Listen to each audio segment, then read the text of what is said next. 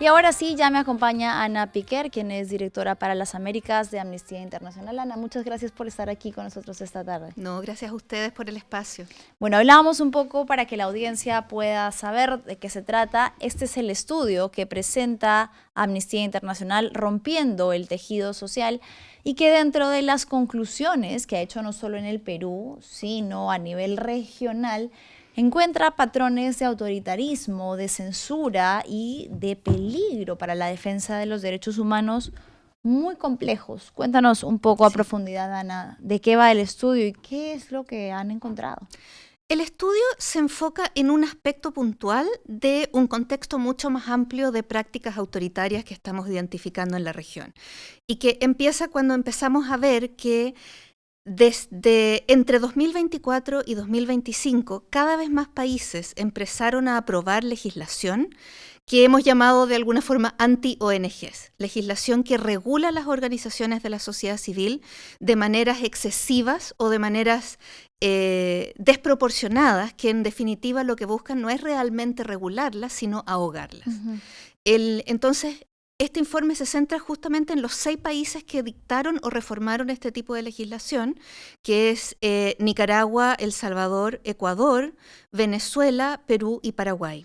Sí, ahí hay algo que antes de seguir, quiero que lo escuchen con claridad. La lista de los países que han mencionado, ante este temor que muchas veces alguna zona, parte de la civilización dice, estamos en camino a convertirnos en una dictadura, vamos a ser Venezuela, con ciertas posturas políticas. Sin embargo, lo que la data establece es que son precisamente los países en dictadura quienes han adoptado medidas similares a las que el Perú adopta y está adoptando en materia de derechos humanos, de restricción de derechos humanos, de restricción de sociedad civil organizada. Son dictaduras las que están aquí en esta misma lista con el Perú, Nicaragua, Venezuela, ¿no? Las que supuestamente tanto temor nos generan. Sí, y lo otro que es interesante es que si tú ves la lista de países, también hay gobiernos como los ejemplos de Nicaragua y Venezuela, que están históricamente más adscritos a la izquierda, pero tienes a Paraguay o Ecuador, que están muy claramente adscritos a la derecha. Claro. Y aún así están todos incurriendo en prácticas similares y con legislaciones que, como mencionabas antes, se ven claramente ciertos patrones que se repiten en todas las legislaciones y que parecen tener este objetivo de ahogar a la sociedad civil en cuanto voces de alguna forma críticas o disidentes del gobierno. Claro, a lo que voy es a que estas leyes que te menciono han sido aprobadas por bancadas parlamentarias mayoritariamente de derechas, pero que tienen a los derechos humanos como una bandera ausente, ¿no? Por el contrario, son los que empiezan a actuar de la mano o en la misma medida que estos países que les mencionábamos. La restricción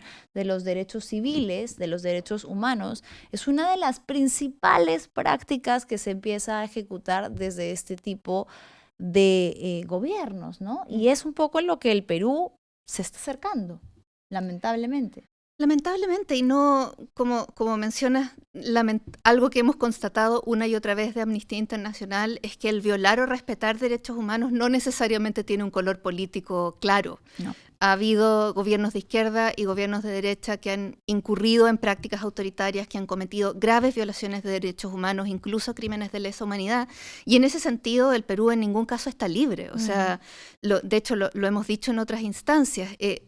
También cuando uno mira la lista de países, uno ve países como Nicaragua, que empezaron un proceso de ahogamiento de la sociedad civil ya desde 2018 y que ha redundado en el cierre de más de 5.600 organizaciones a las que se les han confiscado bienes, que las personas han tenido que salir al exilio, mientras que el caso del Perú todavía es algo más incipiente, es una ley relativamente nueva que todavía podría reformarse con el nuevo Congreso, que todavía podría evitarse el daño que esta ley puede generar. Esta ley a la que nos estamos refiriendo es la ley APSI, que limita muchísimo la participación o la intervención que pueden tener precisamente las organizaciones no gubernamentales. Y aquí hay algo que también ha ingresado de manera peligrosa y que es como un cuco, como le decimos aquí, como un fantasma, que busca criminalizar, satanizar el trabajo que hacen estas organizaciones cuando son las que históricamente han defendido a poblaciones vulnerables en ausencia de un Estado que debería ser quien las defienda, que no les pone abogados, que no acude a juicios internacionales como sí lo hacen las organizaciones no gubernamentales, tocando puertas internacionales como la de la Corte Interamericana de Derechos Humanos cuando no encuentran justicia en sus países, que los ayuda a, por ejemplo, tener presencia en medios para pedir justicia. Una serie de acciones que me gustaría que podamos explicar un poco, porque creo que la idea que se ha difundido sobre lo que hacen estas organizaciones es completamente errónea. Sí, y de hecho muchas veces también se ha usado argumentación de por qué esta legislación es necesaria, que es absolutamente falsa, que no se sostiene en evidencia. Ambas cosas son de hecho parte de los patrones que identificamos, que se da en los 6 países que analizamos. Por una parte, este discurso como de la construcción de una narrativa de las organizaciones como algo malo. Y ahí hay distintas líneas. Hay una que tiene que ver con el ser antipatria, con el ser contrarios a la patria, porque hay una intervención extranjera, como ese fantasma, ese cuco, como decía. De la injerencia. Claro. Después hay otra línea que tiene que ver con que defienden delincuentes, que defienden terroristas, el argumento de la seguridad. Y luego está el argumento de la transparencia, de que se llenan los bolsillos de dinero, que no rinden cuentas, que nadie sabe qué hacen con la plata, como ese grupo de argumentos. Y lamentablemente es una narrativa que sí va permeando en la sociedad, que va generando una desconfianza, pese a que no hay ninguna evidencia de ninguna de estas cosas. Puede ser que uno encuentre algún ejemplo de una organización que ha hecho mal uso de fondos o tal, pero no es en ningún caso la mayoría, ni el caso de las organizaciones que entrevistamos para el informe. Es más bien una instrumentalización de estos conceptos sin ninguna evidencia para usarlos para justificar algo que no es justificable, que es el coartar el derecho de asociación. Claro, y eso viene de la mano, además, con una serie de leyes que se han venido aprobando en este Congreso, de mayoría Fuerza Popular, Renovación Popular, que son anti-derechos humanos, ¿no? Vemos cómo se prima lo que es la impunidad, lamentablemente. Entonces, creo que sí vale la pena hablar de una estrategia organizada desde entidades gubernamentales para modificar, por ejemplo, una de las recientes leyes que se han aprobado, modifica la definición de delito de lesa humanidad, restringiendo todos los crímenes que pueden ser aplicados a permitiendo que muchas de las sentencias ya emitidas puedan ser apeladas, reconsideradas, y una serie de leyes que no solamente esta, sino que buscan darle amnistía a quienes han perpetrado crímenes de lesa humanidad, delitos de lesa humanidad registrados por entidades internacionales y que ahora pretenden borrar la memoria, modificar la memoria. Y es algo que no sucede solo en el Perú. No, no sucede solo en el Perú. Y son retrocesos enormes, finalmente, y son, pensando además en las víctimas de esas violaciones de derechos humanos, es una burla. Es muy doloroso. Y lo vemos también en un contexto en que estos retrocesos se están dando en muchos lugares de la región, en que, como decía, hay ejemplos como Nicaragua que de alguna forma lleva la delantera en este tipo de prácticas, pero estas prácticas autoritarias que buscan garantizar impunidad, evitar escrutinio, evitar contrapesos, cooptar poderes del Estado, reprimir la protesta de manera brutal, son todas cosas que ya estamos viendo en el Perú, Claro. ya desde hace algunos años, y que también vemos que se repiten en los demás países en los que trabajamos esto en el informe, que como digo, el informe no documenta todo eso, documenta específicamente la legislación, pero esta legislación no cae en un vacío, cae en un contexto que da esa mirada completa de cómo se está intentando ahogar a la sociedad civil usando diferentes mecanismos. Claro, por eso es que yo te decía que a veces suena absurdo cuando quieren alertar sobre una supuesta posible dictadura, cuando ya hay una dictadura parlamentaria que trabaja a favor de sus propios intereses y que tiene, por lo menos si no quieren usar el término dictadura, tiene actitudes autoritarias que lo que buscan ahorita es restringir libertades y derechos. ¿Cuál es la situación del Perú en materia de derechos humanos, Ana? Es una situación, como decía antes, que nos preocupa en varios frentes. Desde Amnistía Internacional nos hemos enfocado en varias cosas. Uno es la impunidad por los crímenes del pasado.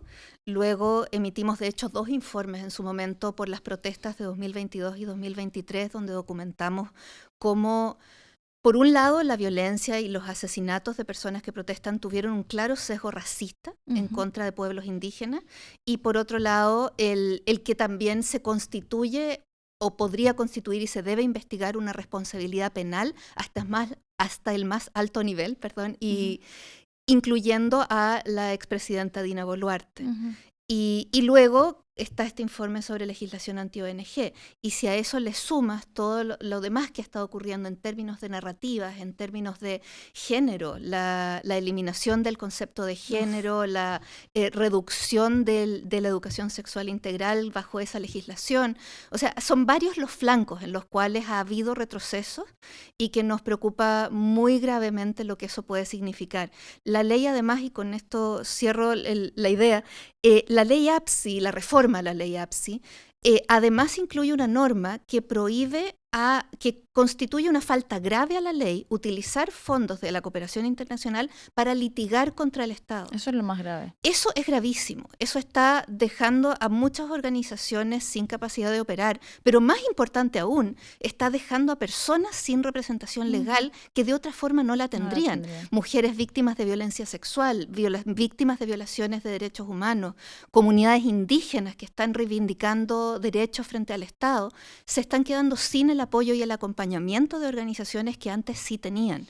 Claro. Y eso es una doble vulnerabilidad finalmente. Claro, porque el Estado no lo provee, ¿no? Exactamente. Si el Estado fuese supremamente eficiente en decir, yo tengo los abogados que necesiten, pero claro, muchas de estas litigaciones, como decía Ana, se hacen contra el Estado, porque es el Estado quien vulnera derechos humanos.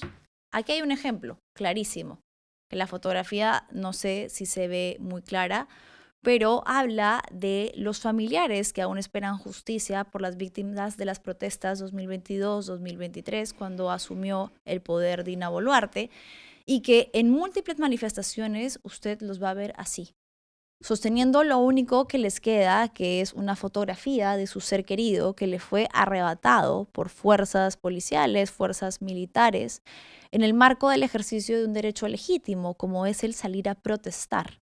¿Quién debe ser culpabilizado o responsabilizado? ¿Quién se hace cargo de la muerte de estas personas? Quien debería asumir responsabilidades es el Estado. ¿Cómo entonces pretendemos que el Estado actúe contra sí mismo pretendiendo otorgarles defensa? No lo hace. Y en ese vacío que queda, no tiene los recursos suficientes para contratar a un buen abogado, que sabemos todos, es algo costoso, requiere recursos, tiempo, es un proceso engorroso. Y es ahí donde entran organizaciones que llevan toda una vida de hacer este tipo de acciones que ahora se les están limitando. Así es. Y por eso decía, no es como que a veces uno lo mira a esta legislación como, son estos ONGeros que se quedaron sin plata. Pero al final sí hay un daño a las organizaciones y a quienes trabajan en esas organizaciones, mayoritariamente personas de muy buena fe y muy buena voluntad que creen profundamente en lo que están haciendo. Pero no son las únicas personas afectadas. Las personas a quienes prestan servicios, las personas que acompañan están afectadas. Y al final de cuentas es todo el país, toda la sociedad que pierde cuando se pierden, y por eso el nombre del informe es Rompiendo el Tejido Social.